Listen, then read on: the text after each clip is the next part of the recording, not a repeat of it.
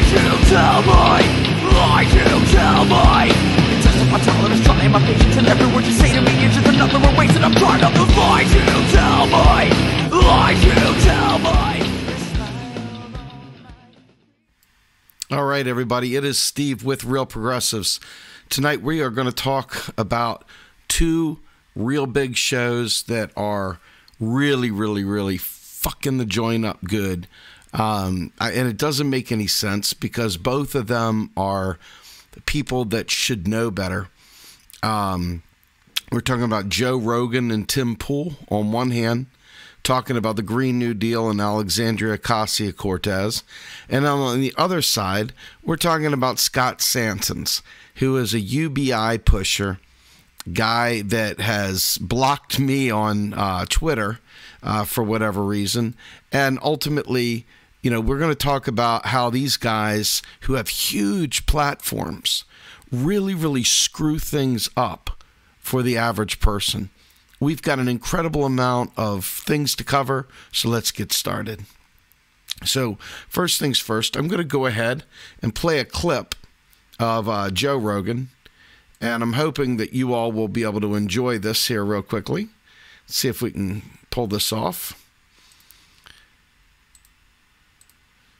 So right here, this is Joe Rogan's show on Alexandria Ocasio-Cortez. Let's go ahead and play this here for you. Did you see the Green New Deal, Alexandria Ocasio-Cortez? No. There's so she publishes, it's a non-binding resolution, which means that even if it passes, they can't enforce anything. But my God, the fact sheet they released alongside it literally said they want to provide economic security for people who are unwilling to work. Right? What? Unwilling. Okay. Really? I swear to God. Yeah. CNBC reported this. They covered this. Apparently, this got removed from the site. The reason I bring this up is there's a chart from The Economist. I frequently show this in the content I make where you can see that conservatives are coalescing around common ideologies. For a while, there was some upset in the party because people didn't like Trump, but now they've pretty much, you know, they say it's the party of Trump. People agree with him. Ted Cruz even stands and gives him a standing ovation at the State of the Union. But the left has been spreading out. And again, this is from a chart put together by The Economist. The Democrats are very clearly being spread from far left to center, and it's kind of making it very difficult for the Democrats to, you know, put forward something that makes sense. If Alexandria Ocasio-Cortez, you know, she puts out the Green New Deal, but in the bill it talks about equity, racial justice, the gender pay gap, things that have nothing to do with the environment, and then Nancy Pelosi says it's green dreams, you know, and she derides this.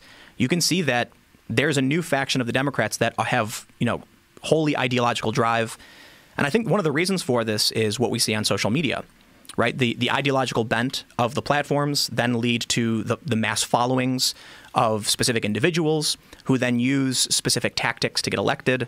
And it's, you know, when these platforms only allow certain ideas to form, those ideas will naturally rise to the top of our political space.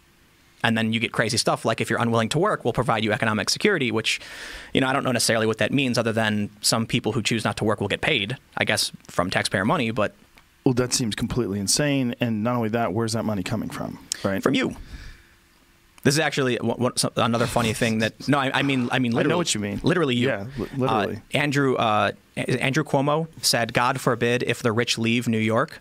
Because I believe 1% of New York, the top 1%, pay 46% of their taxes, of the revenue they use.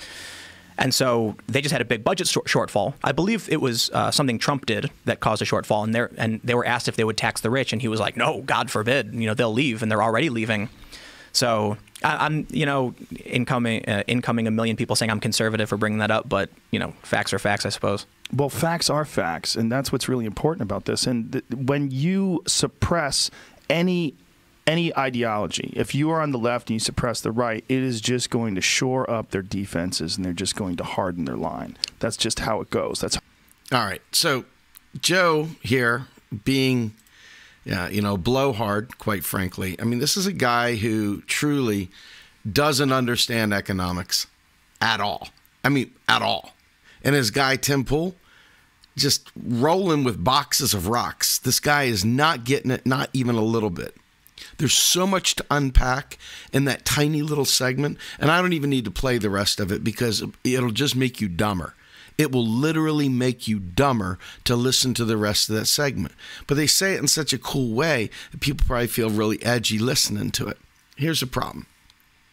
Almost every bit of it is bullshit, and I'll tell you why. So the state of New York is a state, right? And you go to the very, very beginning of this thing, and it is just, when you know, it makes you get sick in your stomach. It really, really torches you because you realize that states are currency users. The federal government, which is where the Green New Deal would be funded, is a currency issuer. Now, when you raise taxes in a state, the rich tend to leave and go somewhere else. You've seen it everywhere. You've seen the way businesses flee Detroit. You've seen it the way businesses have fled. They left the coop out in Buffalo and Pittsburgh, you name it. You see the Rust Belt. It's no secret that when states raise taxes, the business flee, the rich white people flee, and you're left with a bunch of people that don't have any money. And now all of a sudden the tax base dries up and these areas go to hell. And so when they're talking about taxing the rich in New York City, well, if you raise state taxes, then yes, the rich will leave New York City. That's a fact. But if you raise federal taxes, where the hell are they going to go? Are they going to flee the country? Good riddance. See ya. Get the fuck out. We're okay with that. But when you talk about at the state level, if you raise taxes at the state level, those rich people are going to look for ways to get out of there. And that's no joke. The poor don't have that option. But the rich, well, they do. And they always try and take it. So when this guy's sitting there talking about state tax, he's not really differentiating because he doesn't know any better. He doesn't understand the role of the federal government, doesn't understand the role of the state, doesn't understand, depends on where taxes are levied. He's just saying things because that's what people do. They say things. You got better mics, got a cooler setup, cooler studio, so it sounds better, it looks better, it feels better. But the truth is that the states aren't the ones paying for a Green New Deal. It's the federal government. And when you raise the federal taxes, that means across all states.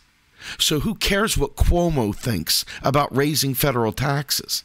What Cuomo is talking about is if they raise taxes in the state of New York City and all that wealth leaves the state, which I can't imagine it doing, but let's just say it did. If it left, then you'd have a real problem. You would. Because your tax base would dry up and states require a tax to keep them solvent. They require bonds, they require investments, they require all kinds of stuff, business, you name it. So it's no secret that states throughout the country try to lure businesses, try to lure the wealthy residents, try to do whatever they can to bring a larger tax base in because that's how they stay afloat. So why is he talking about these people are going to flee New York with a Green New Deal? Because he's conflating federal taxation and conflating the federal government's ability to spend money with the state.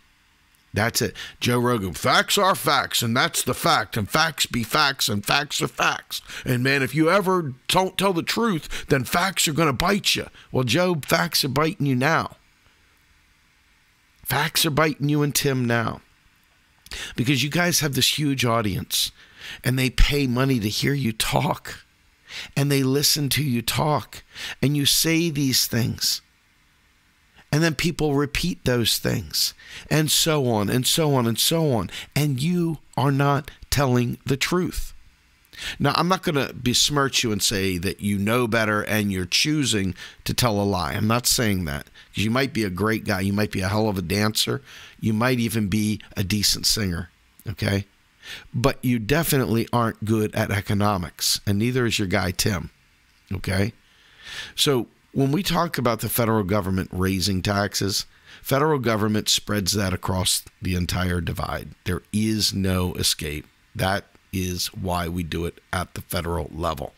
That is why the spending is done at the federal level. That is why the states should not be done. Okay? You see down in Kansas, Brownback just ripped the bottom out of the tax code to lure businesses in there, and they destroyed their schools. They destroyed everything, okay? Totally different. States are not the same as the federal government. Get it through your head. But they're sitting there sauntering about, and this is the way this stuff works, guys and gals. This is the way large swaths of people stop believing in a Green New Deal. This is how they stop believing that big, good, awesome things are possible.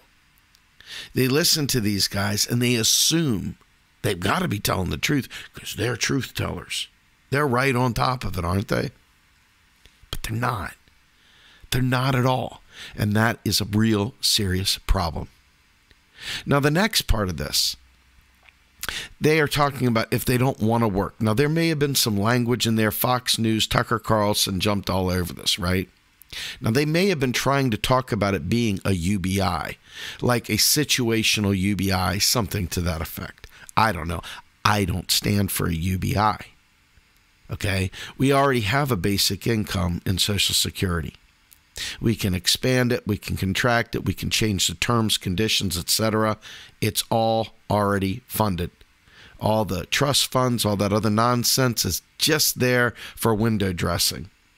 The reality is the federal government can afford it all without any problem whatsoever. We could eliminate FICA taxes and afford it. So affordability is not the issue. Political will and knowledge, because guys like Rogan and Pool go out there and say these things and their followers repeat it, and that's how the world rolls. That's how bad narratives get legs, and that's, my friends, how we fail to get a Green New Deal. But that brings me to my next point, which is Scott Santens. So I want to go ahead and bring up old Scott. Scott has blocked me on Twitter, so I'll just show you a picture of old Scotty boy here. And what Scott said, I'm going to read you these quotes here. It's really quite painful because he decided he was going to take on Stephanie Kelton. He said, hey, man, now's as good a time as any to just go ahead and attack Stephanie Kelton. So here's how he went, because he's getting his sour grapes because nobody wants his UBI. Nobody that understands economics wants his UBI. Bernie Sanders is not pushing for his UBI, okay? The history of a UBI is very, very ugly, so you understand. A UBI was a Milton Friedman machination because his belief was the only thing wrong with capitalism was we needed more capitalism. Now, some of you are tempted to say, well, that's not what he's talking about. He's talking about making sure people have choices in their lives, freedom, blah, blah, blah, right? Well, number one, Scott Santens is taking a libertarian approach to this. And what I mean by that is he thinks that welfare and stuff like that sucks. It's shit. It should be done away with. I want to tell you that the thing people need, you and I need, if we're in trouble, is the actual services, not the pieces of paper, not the chits, not the strokes on a keypad. We need the actual housing. We need the clothing. We need the shelter. We need all the rest, right? We need the education. We need the electricity. We don't need the cash. So when they just throw cash at something and rip away the safety nets, there's nothing to prevent the cost of those safety nets shooting through the roof because they're not safety nets anymore. They're now a for-profit thing. They've given you your stipend, your shitty little stipend, and they could raise it, but there's nothing to prevent the raise of those other real resources. Nothing whatsoever. But it sounds good.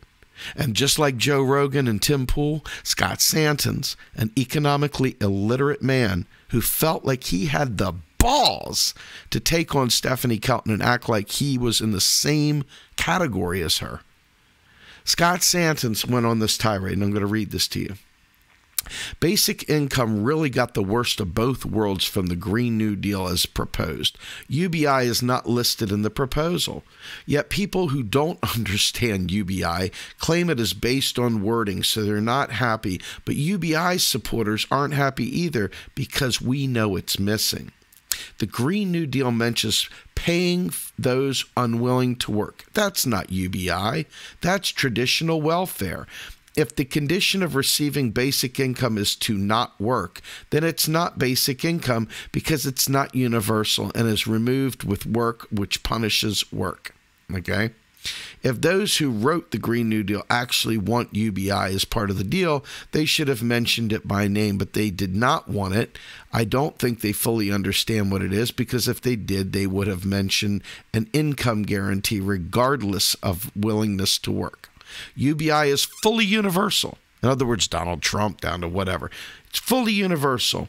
It means that everyone is lifted above the poverty line. What holds the poverty line? Is it the money, or is it the goods and services that it gets you? Think about that. This jackrabbit doesn't understand the most basic fundamental economic truths. Doesn't understand the most basic thing. But he's got people with their fists in the air following him. This libertarian garbage. Another Pied Piper leading the left astray. Let's read some more. So if everyone receives the UBI, it's UBI.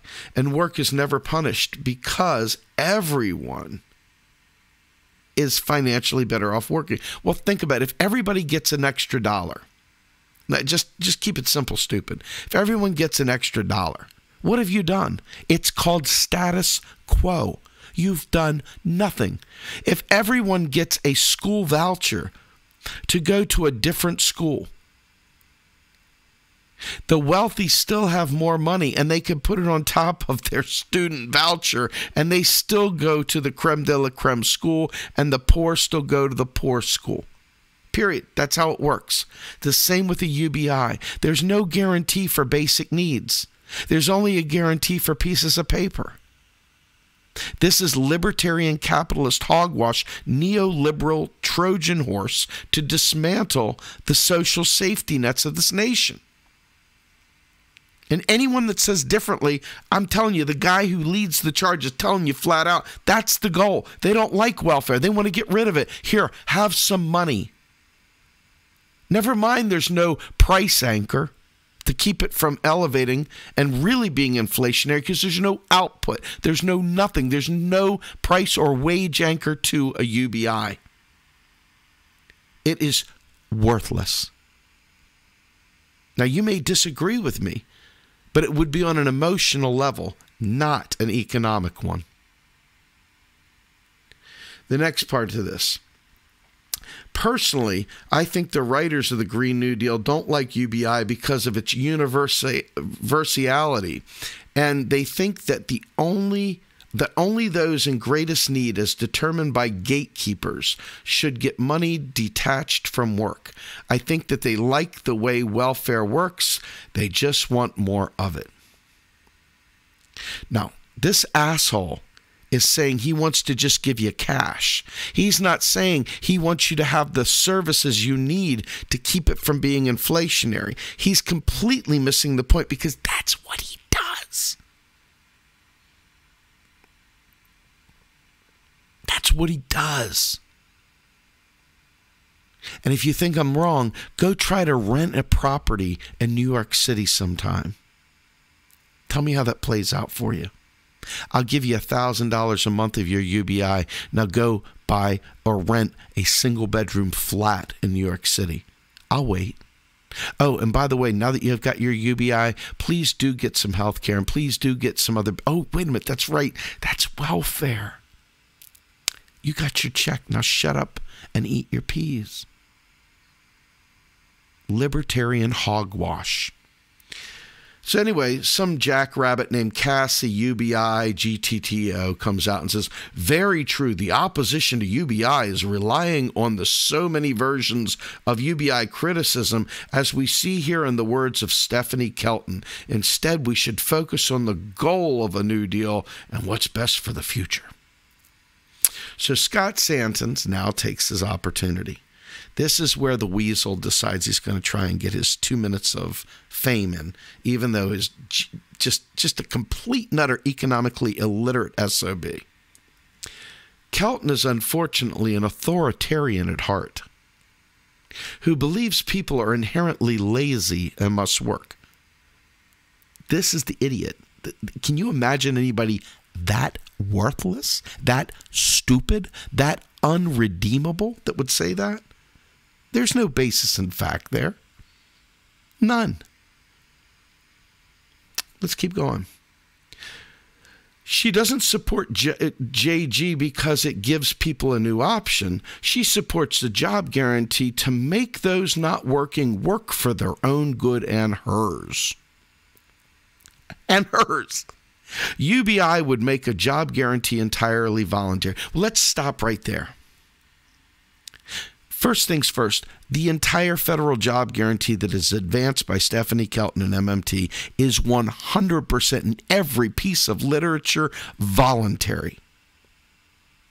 Should Scott Santens be put in jail for lying? I would say yes, because I can't stand him. But there's no law for being an asshole that puts you in jail. So we got to give Scotty boy a pass. But Scotty doesn't know what a job guarantee is, obviously. He has no clue.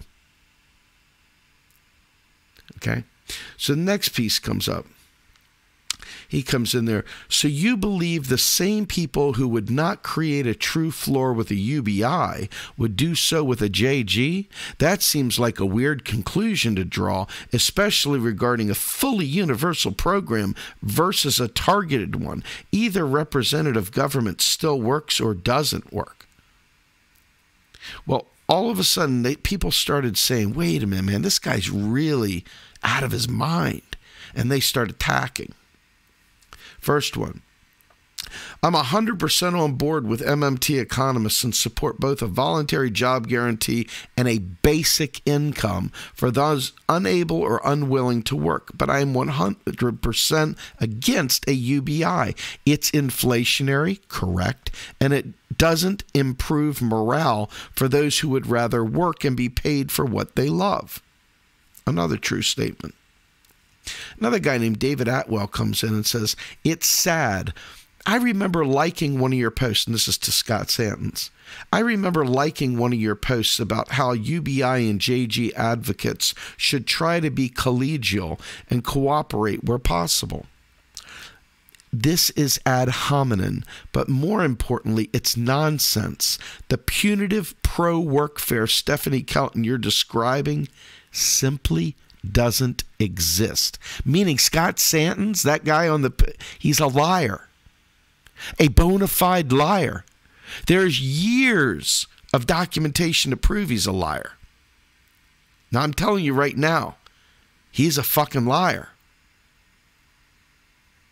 So, he goes, then why is she against JG being voluntary for those who choose it? Folks, I've already said in every piece of literature, the job guarantee is 100% voluntary. He is lying. He's been talked to by these people. We have shown him paper after paper. He is so intellectually dishonest. He is such a brazen liar. Such a gutless worm. That he still repeats the lies, even though it's been proven time and time and time and time again to be a lie. So why does he do that? The only conclusion one can come to is that he himself is a liar, a snake oil salesman, someone devoid of integrity, someone unworthy of his platform, someone worthless. Let's read on. Why must people be forced into a JG by a lack of a UBI? And why must those with disabilities still be determined as unable to work? Now, first things first, Social Security already handles disability benefits. Social Security is a basic income. It is already there for survivor benefits. Social Security is already there for a host of reasons beyond just, hey, I'm old. And could easily be expanded. Bernie Sanders ran on expanding Social Security. So why is Scott Santens once again lying? Is he ignorant? If he is, why does he have a huge platform? Why would anyone follow someone so stupid? It's not. He's smart. He gets it. He's got Zero integrity. That's what we're dealing with here. We're dealing with a person with zero integrity. This is not an issue of not knowing better. This is an issue of purposely misleading people because he's made his bed, he's written his books, he's put his garbage out there, and his entire bread train, that whole gravy train, is dependent on this UBI shit. That's the problem. Has nothing to do with Stephanie Kelton. Kelton has been clear. Expanding Social Security, giving it all the cost of living increases, expanding it to include all kinds of different work groups, whatever. But the job guarantee also provides jobs for caregivers, for anything. It's up to the local community to decide what they democratically want to compensate. And what we're saying is the job guarantee is not a silver bullet for everything under the sun. The job guarantee is a very specific program that solves a very specific need. And that is to end forever involuntary unemployment. So why is Scott Santens lying about that? If a job guarantee is meant to stop involuntary unemployment, he has no problem with people being involuntarily unemployed. He just has a problem with people being given the option of employment as a right. What a sick person. So it just keeps going down, going down, and going down. And after a little while, you realize,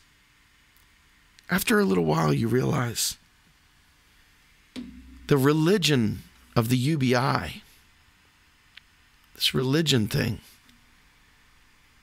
there's zero integrity to it. The object is people want to have freedom. I get it. That's the point of the job guarantee. That's the point of expanding Social Security, to catch the folks that don't fit in that. But the goal is to allow communities to compensate jobs that are currently not necessarily compensated today. This is not in competition in terms of work. We're not doing work in the job guarantee here and then competing with the private sector for the same work. That's not what this is. Job guarantee has always been the wage floor. It has been a buffer stock of employed people as opposed to involuntarily unemployed people. So again, I ask you, what the hell is Scott Santens lying for? Now, let's take a moment. Let's take a moment.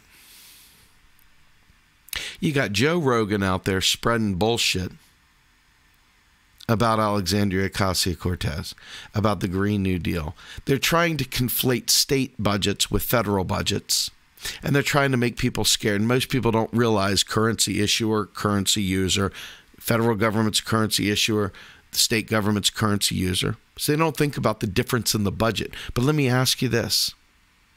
The next Hurricane Sandy that comes through, do you think the state funds itself to satisfy Hurricane Sandy? Or do you think the state goes, please, federal government, declare us a disaster so that we can get federal funds? Where do you think federal funds come from? Your tax dollars? You've got to be crazy. We've gone over this a million times. That was the other thing. They were trying to act like they were taking this money for people to sit on their ass, smoke a doobie, and hang out in New York City on their dime, on their tax dollar. Where do you get the money from? From you, of course. Are you beginning to understand why MMT is so important to understand and not just blow off? I mean, this is serious stuff here. And, you know, after a little while, you've got to realize the incompetence of so much of the alternative media when it comes to economics.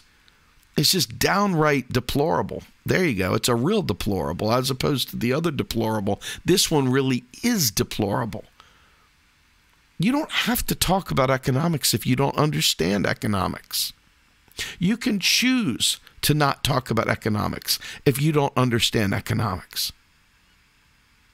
But when you choose to talk about economics, when you don't know economics, well, you're just setting yourself up to get bitch slapped. You're just setting yourself up to get bitch slapped. Why in the world would they act like it's their tax dollar? It's not their fucking tax dollar.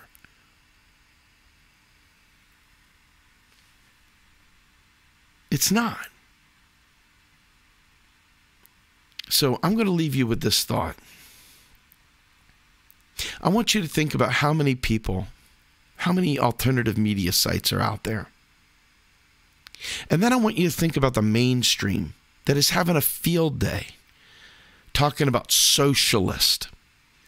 You got Nancy Pelosi up there talking about green new fantasy or something like that. And you've got all the different ones out there trying to take a pot shot at us. But the IPCC tells us we've got now 11 years before major cataclysmic situations occur from the environment. Now, the only people that are grown-ups in the room are the folks like Alexandria Ocasio-Cortez that not only get MMT, but understand the need for major climate mobilization. So why do these people do this? I don't know. You're going to have to ask them, because they don't give us little people the time of day. But I can tell you right now, they're ass backwards. They don't know their ass from their elbow, and they're completely wrong. So, if you think about what I'm saying here, I'm going to show you a video here, and I'm hoping this video makes things easy. This right here is a primer, basically, and it's a very short video done by Jeff Coventry. And I'm hoping that this helps for those of you who maybe have never heard this before. I want to give you a chance to hear this for the first time if you've never heard it before. And give me 2 seconds to tee this up. And we're going to go ahead and get this baby going.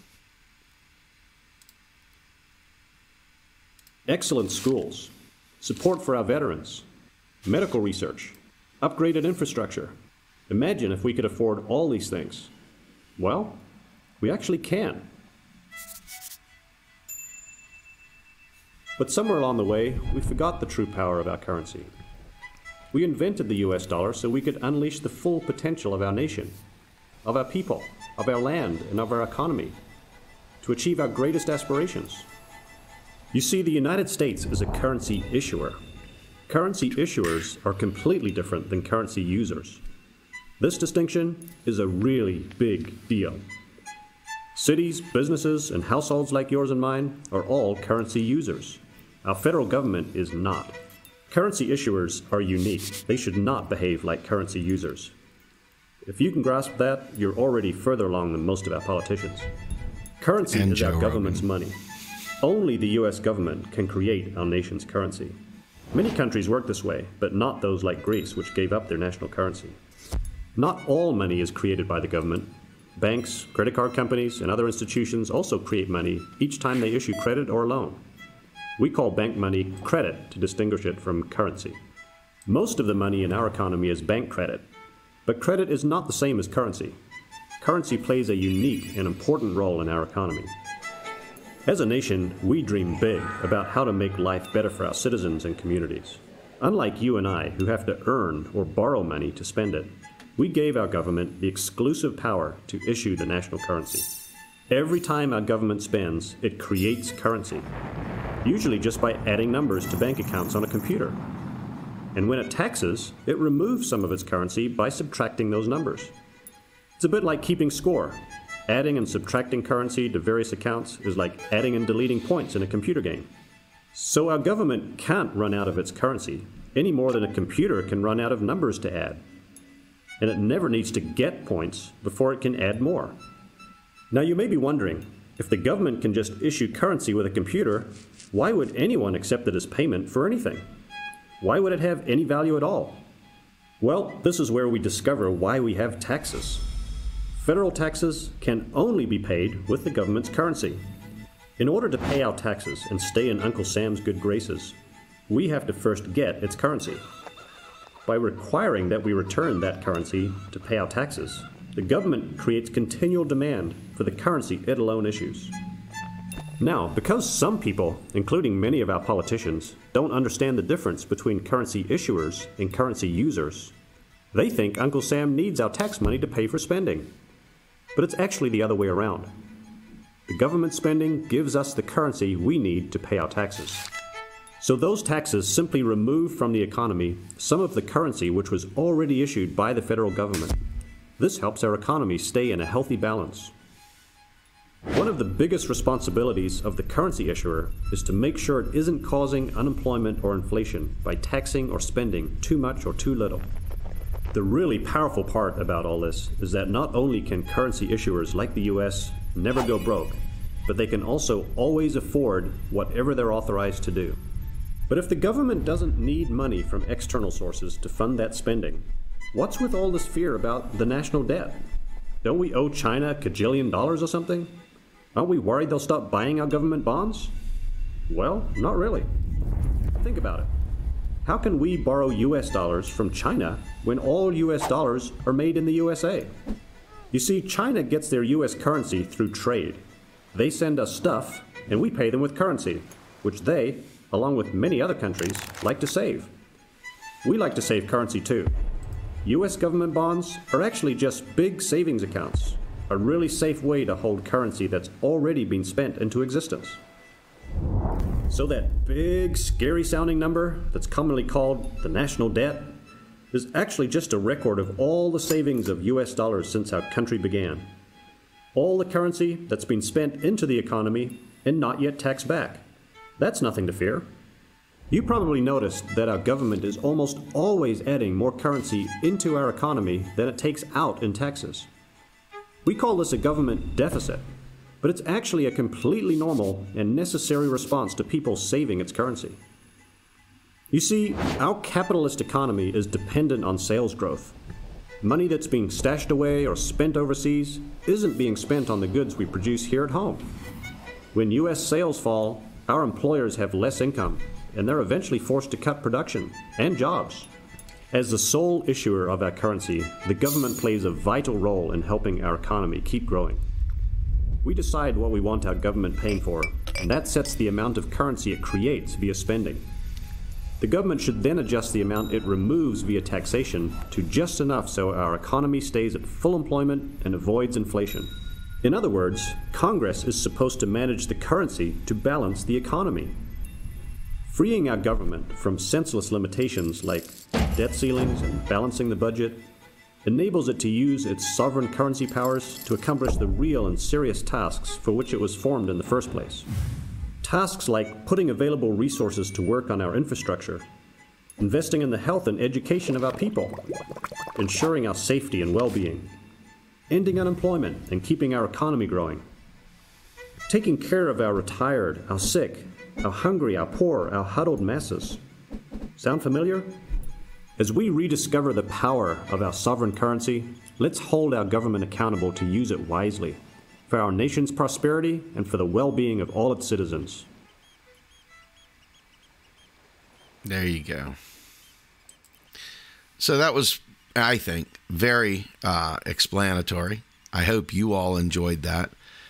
Jeff and his gang did a great job with that. Go to modernmoneybasics.com, .org, I believe it is. Let's take a peek. What was it? I believe it was... we'll figure it out. I'll get it out there to you all. My apologies. But you heard that. That was real clear. It's hard to screw that up. That's MMT in a nutshell. And MMT is... You just call it macroeconomics, okay? It's not investing. It's not finance. It's how our currency works. It's how the United States government works, how the UK works. It's how China, Russia, Japan, Australia work. Canada, okay? And when you listen, you can clearly understand why we can afford a Green New Deal. You can clearly understand why what Joe Rogan and Tim Pool were saying is completely bullshit. And you can clearly understand now why, given the nature of the economy, why someone like Scott Santens, who is advancing a UBI, is completely misguided. It's not a matter of not wanting people to have choices. That's the last thing we're trying to do, or, federal job guarantee folks are trying to do. We're trying to prevent involuntary unemployment again. Because think about this. Your employer holds the threat of destitution over your head.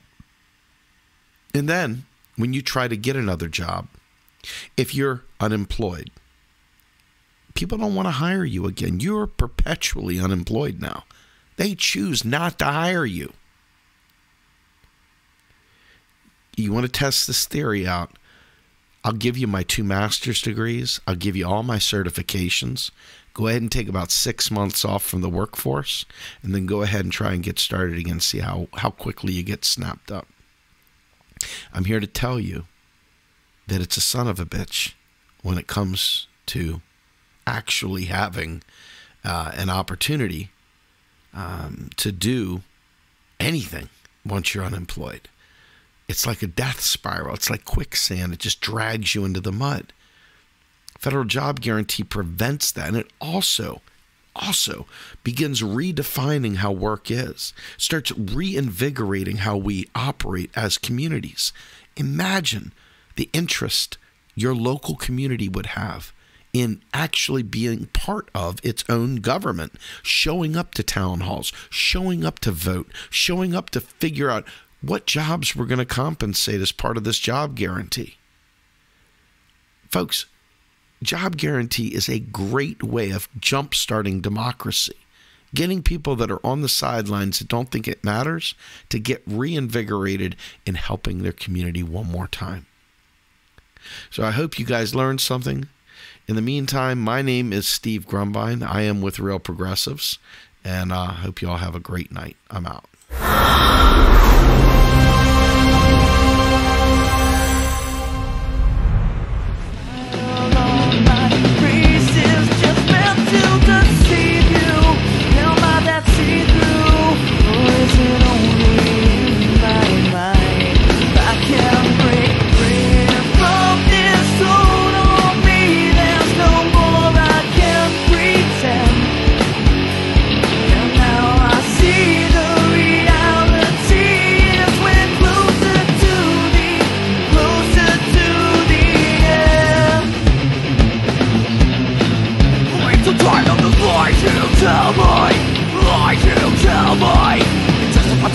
My patience and every word you say to me is just another erase, and I'm tired of those lies you tell me.